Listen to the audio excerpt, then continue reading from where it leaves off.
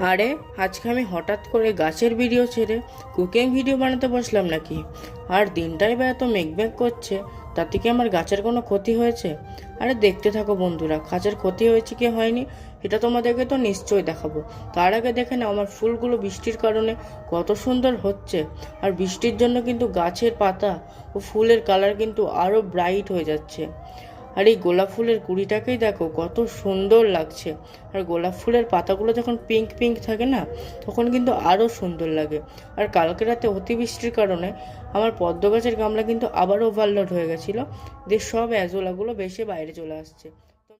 আর কিছুক্ষণ পরে ঘরে এসে মা আমাকে বললো এটাকে একটু ভেজে নে, ততক্ষণ আমি চিকেনটাকে ধুয়ে ফেলি। তো আমি এটাকে একটু ভেজে নিচ্ছিলাম, তারপরে কিছুক্ষণ ভেজে আমি একটু গ্রিল বারান্দায় চলে গেলাম।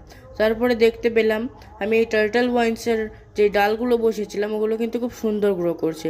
আর তোমরা কি স্নেক প্ল্যান্টে কোনো আপডেট চাও, সেটা আমাকে নিশ্চয়ই কমেন্টে বলো।